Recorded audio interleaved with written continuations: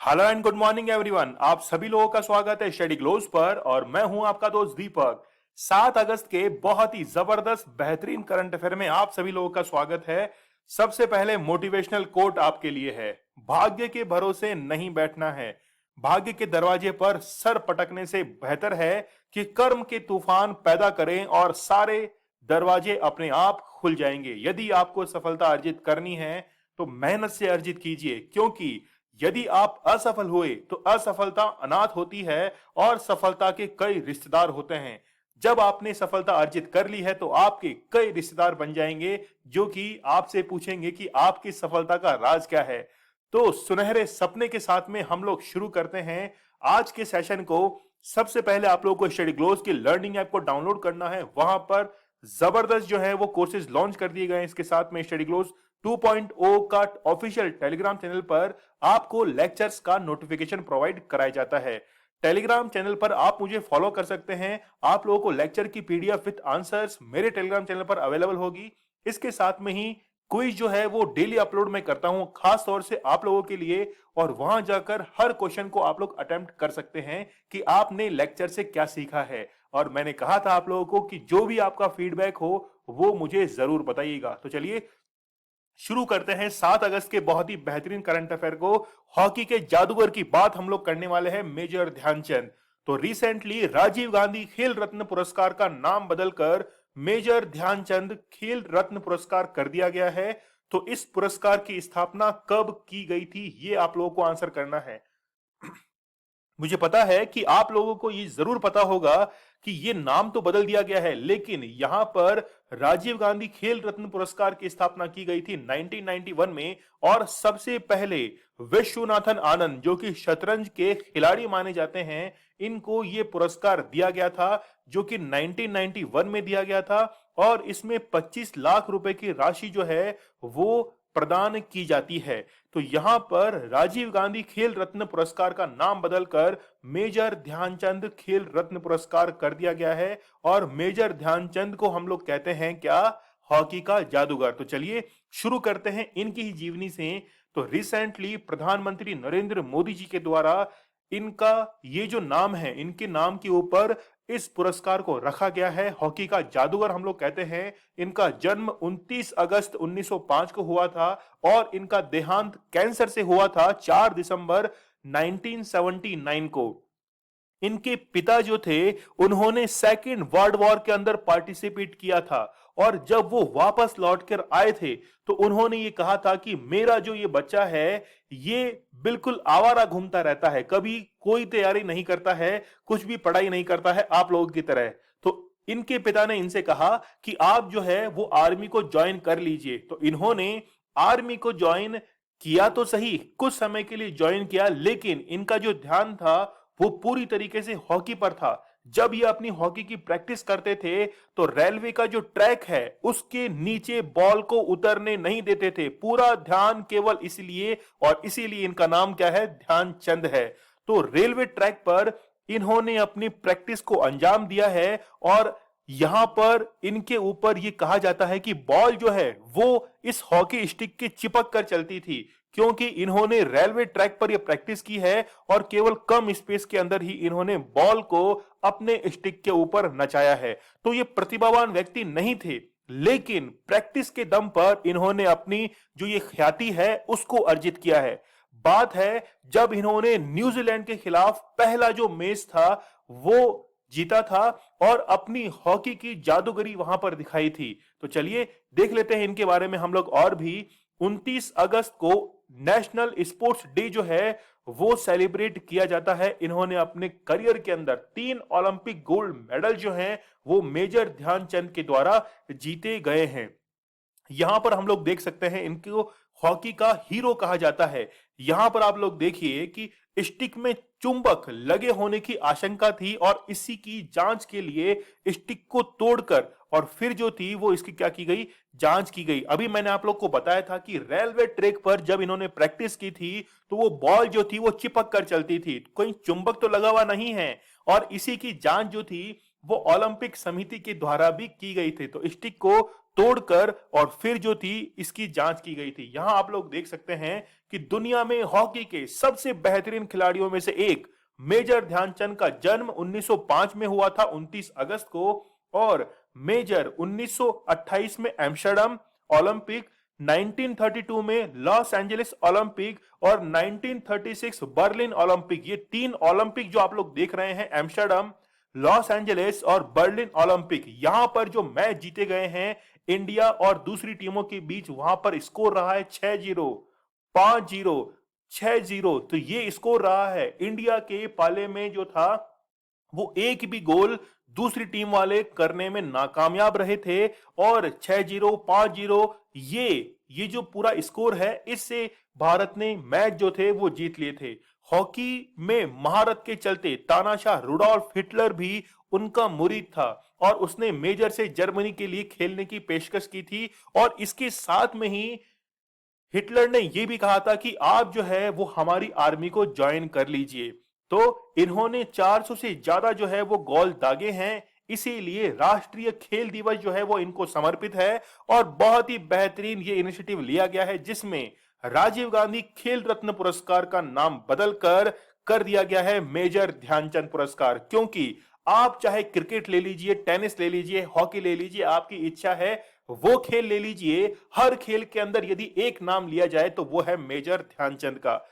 यहां पर Rudolf Hitler जो है, इन्होंने ये पेशकश की थी कि आप जर्मनी की क्या कर लीजिए, आर्मी को ज्वाइन कर लीजिए। अभी हम लोग बात कर रहे थे 1922 1928 एम्स्टर्डम की बात, तो वहां पर 6-0, आप लोग यहां पे देखिए, यहां पर जो ऑस्ट्रिया है, ऑस्ट्रिया को हराया था 6-0 से।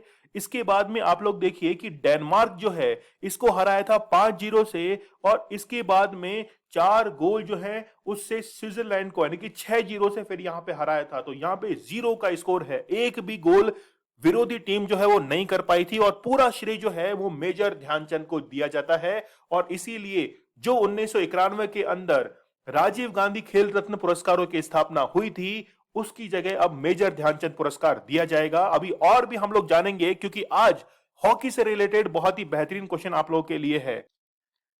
अगला क्वेश्चन जो है वो भी हॉकी से ही रिलेटेड है कि इंडियन हॉकी जो टीम है मेंस की, उन्होंने टोक्यो ओलंपिक 2020 में कौन सा पदक जीता है? तो ब्रॉन्ज मेडल जो है वो हॉकी टीम की द्वारा जीत लिया गया है, और यहां पर ये जीत जो है वो अपने आप में ही एक उपलब्धि है। जानेंगे हम लोग इसके बारे में। यहां आप लोग देख सकते हैं कि सबसे पहले आप लोग को ध्यान रखना है कि किस टीम को हराया है। तो जर्मनी को इन्होंने हराया है, 5-4 से हराया है। तो ये टीम जो है जिसको हराया गया है, इसका नाम एग्जाम में पूछा जा सकता है कि भारत ने ब्रॉन्ज मेडल किस टीम को हराकर जीता था। और यहां पर भारत के द्वारा 5 गोल किए गए थे। इसमें आप लोग देख सकते हैं सिमरजीत सिंह, हार्दिक सिंह, हरमनप्रीत सिंह और रुपेंद्र पाल सिंह। लेकिन जैसे कैप्टन जो होता है वो पूरी टीम की एक नींव होता है, ठीक उसी प्रकार जो पीआर श्रीजेश हैं, उन्होंने बहुत ही बेहतरीन रोल अदा किया। सारे खिलाड़ियों ने अपना अपना दबदबा जो था वो कायम किया जर्मनी के खिलाफ। लेकिन यहां पर भारत के लिए इस जीत के क्या मायने हैं? इस जीत के मायने आप लोग इस बात से लगा सकते हैं कि 41 साल के बाद, 1980 के बाद भारत के द्वारा ओलंपिक में हॉकी के द्वारा अब ये जो है खिताब हासिल किया गया है, मेडल जो है वो भारत के पक्ष में आया है। तो ये जीत जो है वो मायने रखती है। क्या आप लोग को लगता है कि भारत के अंदर नेशनल गेम हॉकी है, और इसके चलते क्या आपको लगता है कि भारत के अंदर वो सारी व्यवस्थाएं स्थापित होंगी? क्या वो एकेडमीज, क्या वो बजट और क्या वो मेडल जो है, जो अवार्ड्स हैं वो इंडिया के अंदर दिए जाते होंगे? तो उनका ब्यौरा जो है वो अभी हम लोग ले लेते हैं। तो इस जीत के लिए, भारत के लिए इस जीत के मायने क्या हैं? हमारे पास में अब भावी पीढ़ी को देने के लिए एग्जाम्पल है कि अब जो है वो हॉकी हमारा नेशनल गेम है, और ओलंपिक के अंदर हमने अब मेडल भी जीत लिया है। तो यहां आप लोग देख सकते हैं कि 41 साल के बाद जो है वो मेडल यहां पर जीता गया है। और मॉस्को मॉस्को ठीक है, तो मॉस्को के अंदर मेडल जीता गया था, और अब जो है वो टोक्यो के अंदर ये मेडल जीता गया है, और जर्मनी को 5-4 से यहां पर हरा दिया गया है। ब्रॉन्ज मेडल हो गया है भारत के नाम। यहां पर एक व्यक्ति सबसे अलग दिख रहा है, और वो कौन है? यहां पर देखिए आप लोग, इनका नाम है पीआर श्रीजेश। पूरा श्रेय तो नहीं कह सकते, लेकिन बहुत ही अहम रोल इनके द्वारा अदा किया गया है। गोलकीपर है और जितने भी जर्मनी के द्वारा प्रयास किए गए थे गोल करने के, वो सारे गोल पोस्ट इन्होंने रक्षा की और इन्होंने ये कहा कि मैं गोल पोस्ट पर ही सोता हूं और उसकी पूजा करता हूं। और ये इंडियन हॉकी टीम के क्या है, कैप्टन भी है। तो नाम आप लोग जरूर याद रखना, PR श्रीजेश। ठीक है, तो 1980 के अंदर पहली बार जो था वो क्या जीता गया था, मेडल जीता गया था और अपने आप के अंदर ये माइलस्टोन जो है वो बन चुका है। ये 1980 की आप लोग हॉकी टीम को देख सकते हैं। यहां पर वीरेंद्र सहवाग, देखिए खेल भावना जो होती है उसमें कभी भी खिलाड़ी का खेल मायने नहीं रखता है, उसमें मायने रखता है उस खिलाड़ी की खेल की भावना कि वो उस खेल को कितनी शिद्दत से चाहता है। यहां पर हम लोग एग्जाम्पल देख सकते हैं कि वीरेंद्र सहवाग जो कि रिलेट करते हैं क्रिकेट फील्ड से और उन्होंने कांग्रेचुलेट किया है हॉकी टीम को। और ये देखिए ट्वीट, वो है चक दे फटे। तो बड़ा जबरदस्त इन्होंने ट्वीट किया है और इसके लिए इनको धन्यवाद भी हम लोग देते हैं। लेकिन केवल हम लोग पुरुष टीम की ही बात करें, महिला टीम की बात क्यों ना करें, ऐसा कभी हो सकता है। तो यहां पे देखिए आप लोग कि महिला टीम जो है ये भी हो सकता है कि आगे आने वाले जो ओलंपिक हैं उनके अंदर मेडल जीत के लेके आए, क्योंकि अभी जो है वो हार चुकी है। वुमेन जो हॉकी टीम है नीदरलैंड से 1-5 से हार मिली है, फिर जर्मनी से हार मिली और फिर ब्रिटेन से भी हार मिली, लेकिन आयरलैंड को इन्होंने हराया, फिर साउथ अफ्रीका को हराया। लेकिन अब जो है वो ओलंपिक से बाहर हो चुकी है, क्योंकि सेमीफाइनल के अंदर अर्जेंटीना से इंडियन वुमेन्स हॉकी टीम जो है वो हार चुकी है। लेकिन हो सकता है कि अब इंस्पायर होके इनको प्रेरणा मिले कि अगले ओलंपिक के अंदर हमको भी मेडल जीतना है। तो मीराबाई चानू रेसलिंग, मीराबाई चानू जो है मतलब वेट लिफ्टिंग के अंदर इन्होंने सिल्वर मेडल जीत लिया है। पीवी सिंधु जो है इन्होंने बैडमिंटन के अंदर ब्रॉन्ज मेडल जीता है। फिर लवलीन, इनको आपको पता होगा कि ब्रॉन्ज मेडल जो है वो इन्होंने जीत लिया है। तो 3 अदर मेडल जो है वो हम लोग यहाँ पे देख सकते हैं। लेकिन यहां पर कुछ फैक्चुअल क्वेश्चंस हैं जो आपको समझना चाहिए। आप लोग जरूर देखिएगा कि हॉकी इंडिया की जो वेबसाइट है वहां पर पूरा एनुअल रिपोर्ट यहां पे दी हुई है और मैंने वहीं से इसको कलेक्ट किया है खास तौर से आप लोगों के लिए। चलिए यहां पे आप लोग देखिए कि country's largest hockey stadium to be constructed in Rourkela. तो राउरकेला के अंदर भारत का सबसे बड़ा जो हॉकी स्टेडियम है उसको निर्मित किया जा रहा है और स्टील सिटी है राउरकेला, ये तो आप लोगों को पता ही होगा। Gears up to host the Odisha men's hockey world cup in 2023। तो 2023 के अंदर जो मेंस हॉकी वर्ल्ड कप होने जा रहा है उसको होस्ट करेगा कौन, राउरकेला जो है वो इसको होस्ट करेगा, जो कि उड़ीसा के अंदर स्थित है। यहां आप लोग देख सकते हैं कि राजीव गांधी खेल रत्न अवार्ड जो है वो रानी रामपाल को 2020 में दिया गया था। बड़ी ही जबरदस्त जो है वो हॉकी खेलती हैं। इसके साथ में द्रोणाचार्य लाइफ टाइम कैटेगरी के अंदर रोमेश पठानिया को दिया गया था। द्रोणाचार्य अवार्ड जो है वो दिया जाता है गुरु को। तो यहां पर दिया गया है किसको, फेलिक्स सेबेस्टियन को जो है वो रेगुलर कैटेगरी के अंदर दिया गया है। और भी हम लोग देख सकते हैं ध्यानचंद अवार्ड जो है वो अजीत सिंह को दिया गया था। ये अवार्ड जो है वो इस बार के लिए काफी इंपोर्टेंट हो जाता है हमारे वनडे एग्जाम्स के लिए। तो याद रखना अजीत सिंह जो है इनको ध्यानचंद अवार्ड जो है वो दिया गया था। अर्जुन अवार्ड मिला था दीपिका कुमारी को। इसके साथ में ही जब कोविड-19 का समय था तो हॉकी इंडिया के द्वारा कंट्रीब्यूट किया गया था लगभग 1 करोड़ रुपए का। देखिए ये अलग बात है कि बजट का अलोकेशन कम होता है स्पोर्ट्स के लिए, लेकिन यहां पर आप लोग देखिए कि हॉकी इंडिया जो है इन्होंने कोविड के समय कंट्रीब्यूट किया है कितना, 1 करोड़ रुपए पीएम केयर्स फंड के अंदर। चलिए आगे बढ़ते हैं हम लोग, और भी क्वेश्चंस कवर करने हैं। जैसे आप लोग देखिए कि हॉकी इंडिया के प्रेसिडेंट जो हैं वो कौन है। तो यहां पे आप लोग नाम देख सकते हैं, श्री गैंद्रा निगमा बैन जो है ये इनका नाम है, इंपॉर्टेंट है याद रखना। और जबकि सीईओ जो है ये भी आप लोग याद रखना, हॉकी इंडिया की मिस एलिना नॉर्मन जो है वो सीईओ हैं। तो ये जो है फैक्चुअल इंफॉर्मेशन आप लोग जरूर याद रखना। डायरी के अंदर आप लोग जो है इसको नोट कर लिया करो, ठीक है, सुनने से काम नहीं होगा, आप लोग इसको डायरी के अंदर नोट कर लिया करो। चलिए अगला क्वेश्चन है कि किस राज्य की पुलिस ने 100% अंकों के साथ crime and criminal tracking network system के तहत भारत में पहला स्थान हासिल किया है। तो यहां पर आंसर है हरियाणा। समझिए इस चीज को कि क्राइम एंड क्रिमिनल मतलब जो क्राइम हो रहा है और जो अपराधी है इसको ट्रैक करने का जो नेटवर्क, जैसे आप लोगों ने देखे होंगे कि पुलिस के गुरखे होते हैं, इसके साथ में ही जीपीएस ट्रैकिंग की जाती है। तो इन सभी मामलों के अंदर भारत का पहला राज्य जो है जिसने 100% अंक हासिल किए हैं वो कौन है? हरियाणा है। चलिए, जैसे हम लोग बात करें नेशनल क्राइम रिकॉर्ड ब्यूरो, इसके अनुसार भारत के अंदर हर 8 में से एक महिला जो है वो कहीं ना कहीं हम लोग कह सकते हैं कि फिजिकल असॉल्ट, मेंटल असॉल्ट की शिकार होती है। तो ऐसे क्राइम्स, जैसे आप लोगों ने रिसेंटली लखनऊ का केस देखा होगा, तो बड़ा दुर्भाग्य हमारे देश का कि स्पोर्ट्स के अंदर हम लोग एक भी गोल्ड मेडल नहीं जीत पा रहे हैं और दूसरी तरफ हम लोग उलझे पड़े हैं लखनऊ जैसे केसों के अंदर। तो हमारा जो भविष्य है उसको सुरक्षित यदि रखना है तो हमको ध्यान देना पड़ेगा अपनी इकोनॉमी के अंदर, स्पोर्ट्स के ऊपर ध्यान देना पड़ेगा। और ये जो छोटी मानसिकता है, जैसे लखनऊ के अंदर आपको रिसेंटली केस देखने को मिला है, तो महिला ने सुरक्षा के नाम पर, जैसे महिला सुरक्षा है तो महिला को ये लगता है कि वो महिला है तो उसे स्वतः ही सुरक्षा मिल जाएगी। तो इस मानसिकता को बदलने की अब जो है वो जरूरत अब आन पड़ी है। ठीक है, तो चलिए बढ़ते हम लोग आगे। यहाँ पे आप लोग देख सकते हैं कि हरियाणा पुलिस जो है इन्होंने सिक्योर की है फर्स्ट रैंक, किसमें? क्रिमिनल ट्रैकिंग के अंदर, और इनको 100% मार्क्स मिले हैं। इसके बाद में सेकंड पोजीशन गुजरात पुलिस ने हासिल की है और थर्ड पोजीशन पर आया है कौन? हिमाचल प्रदेश। ऑब्जेक्टिव क्या है इसका?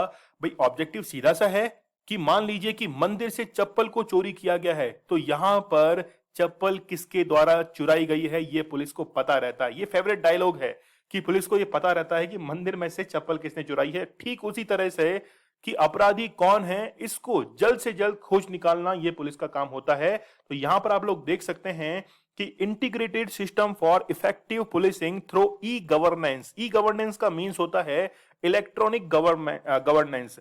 सरकार की जितनी भी नीतियां हैं, प्लान्स हैं, उनको एग्जीक्यूट करने के लिए जब इलेक्ट्रॉनिक प्रोडक्ट का सहारा लेकर दूरस्थ स्थानों तक भी पहुंचा जाता है तो हम लोग उसको कहते हैं ई गवर्नेंस।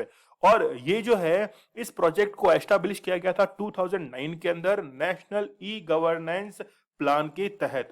चलिए हम लोग बात करें हरियाणा की, तो आप लोग को पता है कि ये 3 साइड से घिरा हुआ है और हरियाणा भारत का लैंडलॉक एक स्टेट है। तो इसकी ईस्टर्न बॉर्डर जो है वो यूपी के साथ में टच करती है और हरियाणा पंजाब की कंबाइंड जो कैपिटल है वो क्या है? चंडीगढ़ कंबाइंड कैपिटल है। और ग्रिड लाइक स्ट्रीट जो है वो यहां पर निर्मित है और पूरी डिजाइन जो है वो स्विस आर्किटेक्ट है ली कॉर्बशर, इनके द्वारा इस आर्किटेक्ट को निर्मित किया गया था। गवर्नर है यहाँ के बंद्रू दत्तात्रेय, कैपिटल है चंडीगढ़, पॉपुलेशन देखिए 2.54 करोड़, चीफ मिनिस्टर है यहाँ के मनोहर लाल खट्टर। चलिए अगला क्वेश्चन है, काजीगुंड और बनिहाल के बीच 8.5 किलोमीटर टनल को यातायात परीक्षण के लिए खोला गया है। ये टनल जो है वो कहां पर स्थित है? जम्मू एंड कश्मीर के अंदर ये स्थित है। और ये बनिहाल दर्रा, ग्रेट हिमालय, ये जो है बनिहाल दर्रा, हम लोग बात करें रोहतांग दर्रा, बनिहाल दर्रा, ये जो है ग्रेट हिमालय के ऊपर ट्रांस हिमालय है उसके अंदर ये पाए जाते हैं।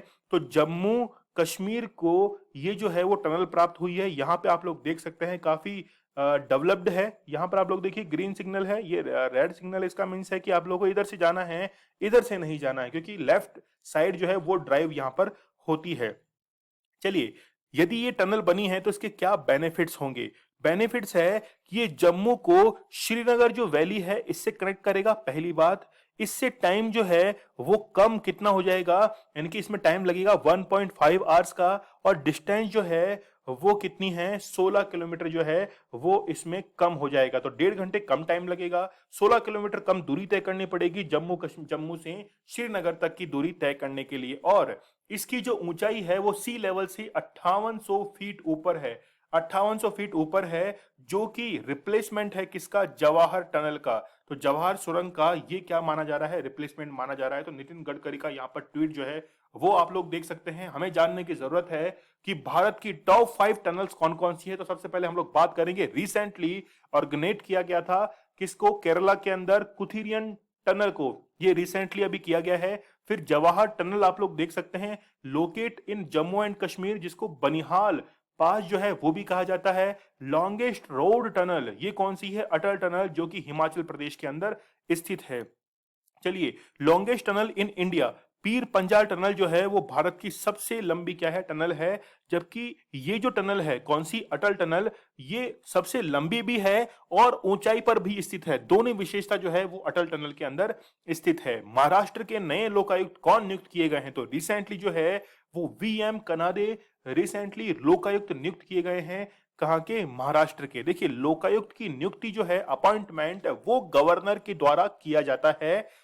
गवर्नर जो है वो इनको अपॉइंट करते हैं, किसकी सिफारिश पर, मंत्री परिषद, मतलब मिनिस्टर ऑफ काउंसिल, जिसके हेड होते हैं मुख्यमंत्री, उनकी सिफारिश पर लोकायुक्त को क्या किया जाता है, अपॉइंट किया जाता है। तो यहां पे आप लोग देख सकते हैं, महाराष्ट्र गवर्नर भगत सिंह कोश्यारी, नाम याद रखना, महाराष्ट्र के गवर्नर है भगत सिंह कोश्यारी। इन्होंने अपॉइंट किया है on the advice of chief minister Uddhav Thackeray, इनकी एडवाइस पर अपॉइंट किया गया है वीएम कनाडे को। इसके साथ में ही ये रिटायर्ड जज हैं बॉम्बे हाई कोर्ट के, और नए लोकायुक्त बना दिए गए हैं महाराष्ट्र के। ठीक है, अभी मैं आप लोगों को एक डाउट क्लियर करने वाला हूं कि लोकपाल और लोकायुक्त के अंदर डिफरेंस क्या है। और यहां पर एक वर्ड जो है वो काम में लिया जाता है, ऑम्बुड्समैन। तो ऑम्बुड्समैन जो वर्ड है, इसको भी अभी हम लोग जानने की कोशिश करते हैं। तो यहाँ पे आप लोग देखिए कि इससे पहले जो लोकायुक्त थे वो कौन थे, एम एल थालियानी जो है वो यहाँ के लोकायुक्त थे, और इनका टेन्योर अगस्त 2020 के अंदर कंप्लीट हो गया था। देखते हैं हम लोग कि लोकायुक्त क्या होता है। तो ये एक ऐसी बॉडी है जो कि एंटी करप्शन के लिए काम करता है। साथ में ही ऑम्बुड्समैन जो है वो इसको कहा जाता है। बेसिकली ऑम्बुड्समैन का मीन्स होता है कि जो कि भ्रष्टाचार के खिलाफ जो कार्य करते हैं, ऑम्बुड्समैन कहा जाता है। और ये टर्म जो है वो कहां से ली गई है, स्वीडन से ली गई है, और इसका इंडियन वर्जन ही क्या है, लोकायुक्त और लोकपाल है। ठीक है, तो इसके ये जो है लोकायुक्त, इनके लिए इनको जो है वो डायरेक्टली कंप्लेंट की जा सकती है। मान लीजिए कि कोई भी गवर्नमेंट ऑफिशियल है, इसके साथ में कोई भी इलेक्टेड रिप्रेजेंटेटिव हैं, उनके खिलाफ जो है वो डायरेक्टली कंप्लेंट जो है वो की जा सकती है। तो एज ए वॉच डॉग हम लोग कह सकते हैं इंडिया के अंदर। मान लीजिए वॉच डॉग हम लोग उसको कहेंगे जो कि अप्रिय घटना हो रही है, करप्शन से रिलेटेड है, और भी कोई घटनाएं हैं, तो उनके लिए वॉच डॉग है। और आप यदि शिकायत करेंगे तो फिर उसके ऊपर कार्रवाई की जाएगी। तो यहां पर कुछ स्टेट्स ऐसे हैं जहां पर लोकायुक्त है ही नहीं, जैसे जम्मू कश्मीर, पंजाब, उत्तराखंड, हिमाचल प्रदेश, अरुणाचल प्रदेश, नागालैंड, मणिपुर, मिजोरम, वेस्ट बंगाल। तो ये पूर्वी तट जो है, ईस्टर्न कोस्ट के जितने भी स्टेट्स हैं, वहां पर किसी भी स्टेट के अंदर क्या नहीं है, राज्यपाल है ही नहीं है। चलिए, यहां पर थोड़ा सा आप लोग एडजस्ट कीजिएगा। तो देखिए, हिंदी और इंग्लिश में समझने में आप लोगों को कोई प्रॉब्लम नहीं होनी चाहिए। तो हम लोग भारत में रहते हैं और क्या है, हिंदी भाषी हैं। तो लोकपाल और लोकायुक्त में क्या डिफरेंस है, तो लोकपाल की नियुक्ति जो है वो की जाती है केंद्र के अंदर, और लोकायुक्त की नियुक्ति जो है वो राज्य के अंदर की जाती है। फर्स्ट डिफरेंस यही है। लोकपाल कौन है, पिनाकी चंद्र घोष जो हैं वो लोकपाल हैं, और लोकायुक्त कौन है, वो स्टेट वाइज डिपेंड करता है। सदस्य होते हैं लोकपाल के अंदर, एक तो अध्यक्ष और 8 सदस्य, कुल हो गए 9 सदस्य। नियुक्ति लोकपाल की जाती है राष्ट्रपति के द्वारा, लोकायुक्त की जाती है राज्यपाल के द्वारा। फिर योग्यता देखिए, आयु है 45 वर्ष या इससे अधिक, ये मिनिमम एज क्राइटेरिया है 45 वर्ष।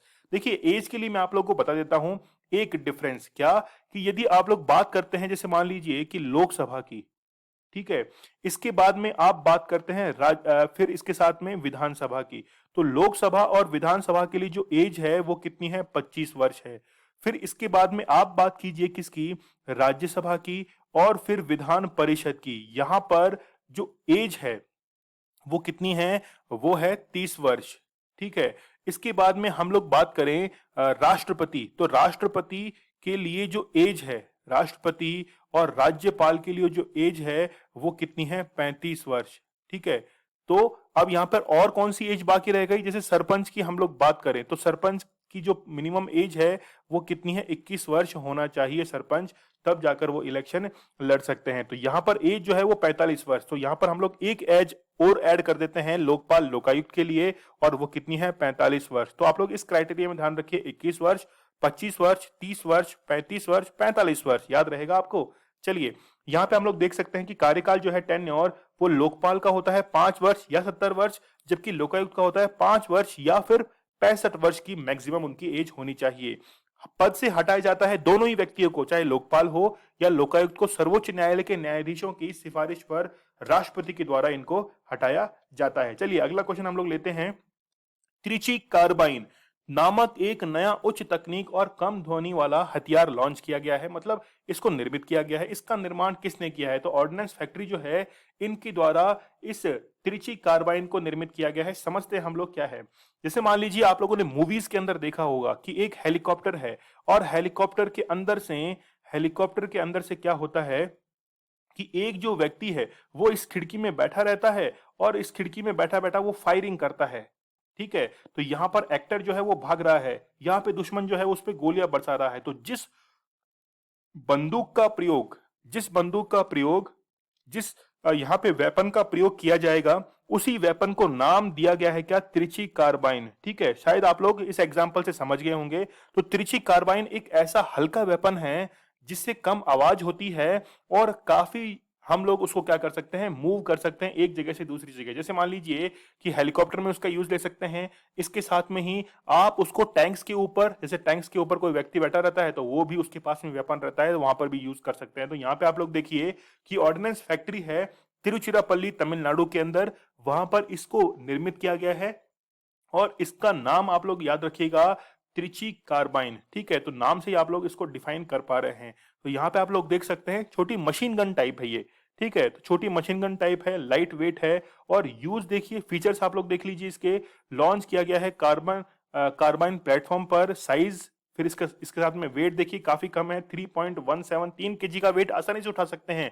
जबकि बेसिकली जो AK-47 वगैरह होती हैं उनका वेट काफी ज्यादा रहता है। तो लगभग हम लोग कह सकते हैं कि 6 से 7 किलो जो है वो उनका वेट रहता है। रेंज आप लोग देखिए 150 से 175 मीटर है। यहाँ पर इनका जो यूज है वो पैराट्रूपर्स कर सकते हैं, पुलिस कर सकते हैं, सिक्योरिटी पर्सनल जो हैं वो कर सकते हैं। इसके साथ में ही इसका जो यूज है वो हेलीकॉप्टर्स के अंदर किया जा सकता है, कॉम्बैट व्हीकल जो है इन्फेंट्री के, वहां पर इसका यूज किया जा सकता है। समग्र शिक्षा योजना को कितने वर्षों के लिए बढ़ा दिया गया है?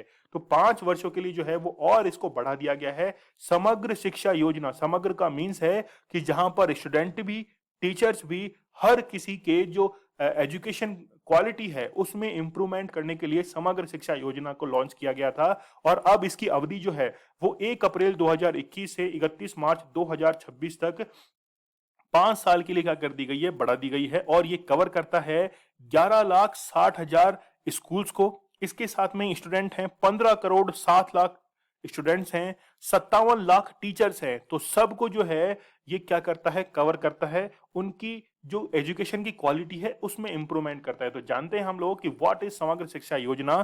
तो Samagra Shiksha Yojana is an integrated scheme for school education covering all aspect from pre school to class 12th। इसके साथ में ही जो सस्टेनेबल डेवलपमेंट गोल यानी कि SDG के लक्ष्य निर्धारित किए गए थे 2015 के अंदर, 17 लक्ष्य, उनमें से एक को अचीव करने के लिए ही ये योजना जो थी वो लॉन्च की गई थी। और इसको right to education act, RTE act, जो कि 1 अप्रैल 2010 को लागू हुआ था, उसकी बिहाफ पर इस प्रोग्राम को क्या किया गया है, लॉन्च किया गया है। और ये किसको प्रमोट करेगी? National policy for on education. ठीक है, NEP जो है न्यू एजुकेशन पॉलिसी, इसको भी क्या करेगी, वो प्रमोट करेगी।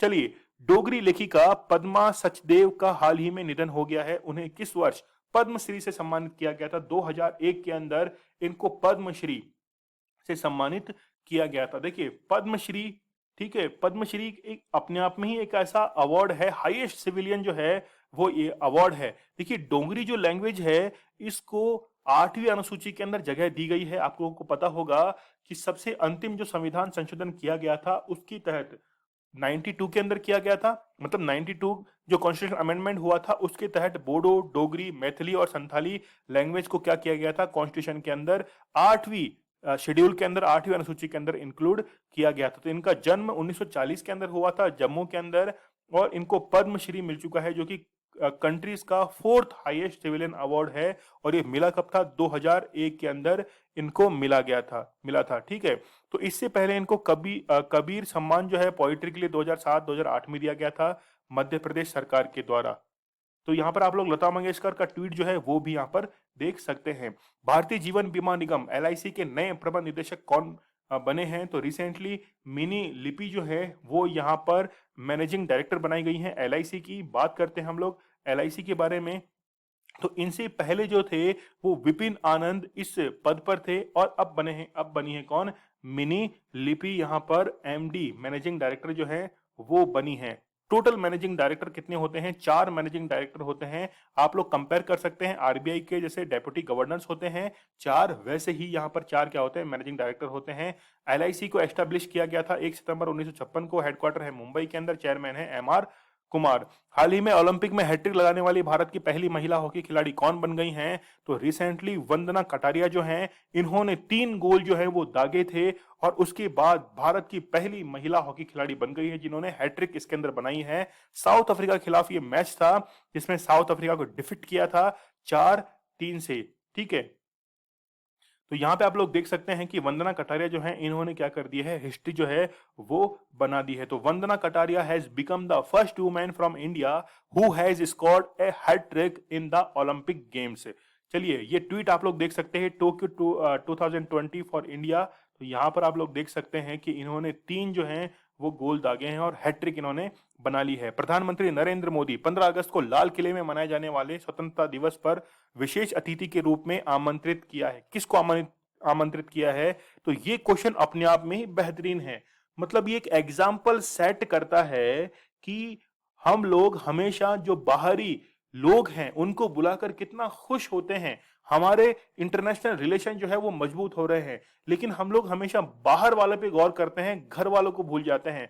लेकिन इस बार जो है वो घर वालों पर ध्यान दिया गया है। ओलंपिक टीम जो है यहाँ पर इनको गेस्ट जो है वो इनवाइट किया गया है। रिपब्लिक डे पर, सॉरी इंडिपेंडेंस डे पर इनको क्या किया गया है, इनवाइट किया गया है। तो यहाँ पे आप लोग देख सकते हैं कि 15 अगस्त को स्पेशल गेस्ट जो है वो ओलंपिक जो टीम है इनको इनवाइट किया गया है। टोटल जो थे 228 यहाँ पे सदस्य शामिल थे, जिसमें से 120 एथलीट थे टोक्यो ओलंपिक के अंदर।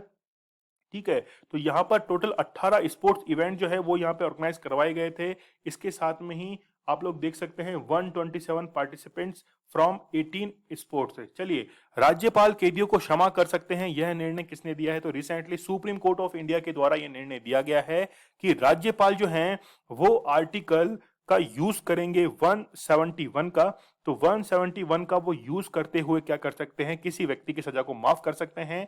जबकि हम लोग बात करें राष्ट्रपति के लिए, तो राष्ट्रपति को अधिकार है कि वो किसी की मृत्यु दंड को भी माफ कर सकते हैं आर्टिकल 72 के तहत। ठीक है, तो यह आर्टिकल आप लोग जरूर याद रखना, रिसेंटली सुप्रीम कोर्ट के द्वारा ऑर्डर दिए गए हैं। तो यहाँ पे आप लोग देख सकते हैं कि governor can grant pardon to prisoners even before they are jailed for 14 year. तो जिनको 14 साल की जो जेल हुई है उनको भी क्या कर सकते हैं, वो पार्डन यानी कि माफी जो है वो दे सकते हैं। ठीक है, यहां पर एक लाइन जो है धारा वो आप लोगों को पढ़नी है कि governor to grant pardon overlaps the provision made under section 433 A जो है, इसके तहत वो क्या कर सकते हैं, वो पार्डन भी कर सकते हैं। यहाँ पर हम लोग बात करें सुप्रीम कोर्ट की, तो एस्टेब्लिश किया गया था 26 जनवरी 1950 को। और यहाँ पर करंटली जो चीफ जस्टिस है वो कौन है, एनवी रमन्ना है, जिनकी नियुक्ति 24 अप्रैल 2021 को की गई थी। रवि कुमार दहिया ने टोक्यो ओलंपिक 2020 में कौन सा पदक जीता है, तो रिसेंटली जो है वो सिल्वर मेडल इनके द्वारा जीता गया है। कुश्ती के अंदर इन्होंने जो थी वो अपनी बादशाहियत जो है वो बता दी है। यहाँ पे आप लोग देख सकते हैं रेसलर है रवि कुमार दहिया, 57 केजी के अंदर इन्होंने सिल्वर मेडल जो है वो जीता है। रशिया के रेसलर को इन्होंने हरा दिया जिनका नाम था जवियार उगवेव जो है, ये इनका नाम था। और इससे पहले Ravi Kumar Dahiya has won bronze medal in 2019 world champion held in Nur Sultan. ठीक है, इसके साथ में ही 2 गोल्ड मेडल जो है वो इन्होंने एशियन चैंपियनशिप के अंदर जीते हैं। इसके साथ में ही सिल्वर मेडल जो है वो वर्ल्ड जूनियर रेसलिंग चैंपियनशिप 2015 के अंदर भी इन्होंने जीते हैं। अगला क्वेश्चन काफी इंपॉर्टेंट है कि किस राज्य सरकार ने घर घर स्वास्थ्य योजना मक्कनाई थेदी मारुथुअम जो योजना है उसकी शुरुआत की है, तो रिसेंटली तमिलनाडु गवर्नमेंट के द्वारा इस योजना को शुरू किया गया है, जिसमें कोविड पैंडेमिक के चलते जितनी भी चिकित्सा सुविधा है उसको घर घर जो है वो उपलब्ध कराया जाएगा तमिलनाडु गवर्नमेंट के द्वारा। तो यहाँ पे आप लोग देख सकते हैं कि कृष्णगिरी, ठीक है, तो कृष्णगिरी किसको कहा जाता है, काराकोरम जो रेंज है उसको कृष्णगिरी भी कहा जाता है। जो कि वाटर डिविडेंड का काम करती है between middle Asia and south Asia. Capital है चेन्नई, तमिलनाडु की। गवर्नर हैं बनवारीलाल पुरोहित और चीफ मिनिस्टर हैं एम.के. स्टालिन। कौन सी शीर्ष क्रिकेट टीम इस साल के अंत में 18 साल में पहली बार पाकिस्तान का दौरा करेगी? तो वो है न्यूजीलैंड। तो न्यूजीलैंड वहां पर T20 मैचेस जो हैं वो खेलने के लिए जा रही है और 18 साल में पहली बार पाकिस्तान का दौरा न्यूजीलैंड की टीम करने जा रही है। तो यहाँ पे आप लोग देख सकते हैं कि Indian premier league IPL 2021 is to be played in UAE. ठीक है, यूएई के अंदर IPL होगा। इसके साथ में ही कब होगा वो? सितंबर अक्टूबर के अंदर इसको ऑर्गेनाइज करवाया जाएगा। During this time New Zealand cricket team will tour Pakistan for a limited over series. ठीक है, तो वहां पर एक सीरीज जो है उसको खेलने के लिए जा रहे हैं। कौन सी? न्यूजीलैंड की टीम। और यहाँ पे आप लोग देख सकते हैं कि 3 वनडे मैच जो है T20 के वो खेले जाएंगे इंटरनेशनल, और 5 मैच जो है वो T20 के खेले जाएंगे। तो यहाँ पर 18 साल के बाद ऐसा हो रहा है कि वहां पर न्यूजीलैंड की क्रिकेट टीम खेलने के लिए जा रही है। तो 6 अगस्त के बेहतरीन करंट अफेयर को हम लोग रिवाइज कर लेते हैं। आरबीआई ने किस बैंक को एजेंसी के रूप में सूचीबद्ध किया है? तो वो है इंडसइंड बैंक। कौन सा विमान वाहक पोत है जिसका परीक्षण केरल के कोची तट पर किया गया है? तो वो है INS विक्रांत। टोक्यो ओलंपिक 2020 में बॉक्सर लवलीन बोरगोत ने कौन सा पदक जो है वो जीता है? तो ब्रॉन्ज मेडल इनके द्वारा जीता गया है। नीलम जो है उसको फाउंड किया गया है श्रीलंका के अंदर। एक भूकंप मोबाइल चेतावनी ऐप जो है इसको उत्तराखंड के अंदर लॉन्च किया गया है। उच्च न्यायालय ने तमिलनाडु सरकार के द्वारा, तो वो कौन सा है जिसने रमी और पोकर के लिए क्या कर दिया है? कानून को रद्द कर दिया है। तो वो है मद्रास। संगीत नाटक अकादमी पुरस्कार से सम्मानित हाल ही में किस प्रसिद्ध कथकली कलाकार का 81 वर्ष की उम्र में निधन हो गया है? तो वो कौन है? वो है निलॉय NV नंबूदिरी। हाल ही में भारतीय पैरालंपिक दल के जो गीत है कर दे कमाल तू को किसने लिखा और गाया है? तो संजीव सिंह है। विश्व प्रसिद्ध एंटी शिप मिसाइल हार्पून का जॉइंट कॉमन टेस्ट जो है वो भारत का देने का फैसला किया है। तो वो है अमेरिका। बेरोजगारी खत्म करने के लिए हर स्टोर जो है वो हरियाणा सरकार के द्वारा शुरू किया गया है। कोविड से निपटने के लिए कितने अरब डॉलर की IMF ने जो है वो सहायता राशि को मंजूरी दी है? तो 6 से 50 अरब डॉलर। किस राज्य सरकार के द्वारा वनों के संरक्षण के लिए? तो वो है राजस्थान सरकार। तो अमेरिकी छात्रा को विश्व की सबसे होनहार छात्रा का अवार्ड मिला है। तो वो कौन है? नताशा पेरी हैं। हाल ही में उड़ीसा के वन और पर्यावरण विभाग जो है इन्होंने किस वन्य जीव का DNA प्रोफाइल तैयार करने के लिए निर्णय लिया है? तो वो है लेपर्ड। विश्व की सबसे ऊंची परिवहन योग्य सड़क का निर्माण किस स्थान पर? तो वो है लद्दाख। ये कल का हमारे स्टडी क्लोज क्वेश्चन था कि जूनोज डे जो है वो कब मनाया जाता है? तो 6 जुलाई को वर्ल्ड जूनोज डे जो है वो मनाया जाता है। जूनोज डिजीज उनको कहा जाता है जब कोई डिजीज जो है वो जानवर से किसी इंसान में फैलती है तो उसको जूनोटिक डिजीज कहा जाता है। ये आज आप लोगों के लिए स्टडी क्लोज क्वेश्चन है कि lady doctor the untold story of India's first woman in medicine, ये किताब किसके द्वारा लिखी गई है? इस क्वेश्चन का आंसर मुझे कमेंट सेक्शन में आप लोग देना मत भूलिएगा। आप लोग मुझे इंस्टा पर फॉलो कर सकते हैं, जो भी आपकी क्वेरीज है वो मुझे पूछ सकते हैं। लेक्चर की PDF विद आंसर्स आप लोगों को टेलीग्राम चैनल के ऊपर अवेलेबल करवा दी जाती है। इसके साथ में ही जो भी क्वेश्चन हम लोग करते हैं उनका क्विज अवेलेबल रहता है टेलीग्राम चैनल के ऊपर, तो आप लोग ज्वाइन कीजिए और उस क्विज को अटेम्प्ट कीजिए। स्टडी क्लोज आप लोगों के लिए बहुत ही जबरदस्त बेहतरीन करंट अफेयर का सेशन लेके आता है। नॉलेज इज पावर, ये हमारी टैगलाइन। तो चलिए कल मिलेंगे हम लोग बहुत ही बेहतरीन क्वेश्चन के साथ में। तब तक के लिए धन्यवाद। Thank you.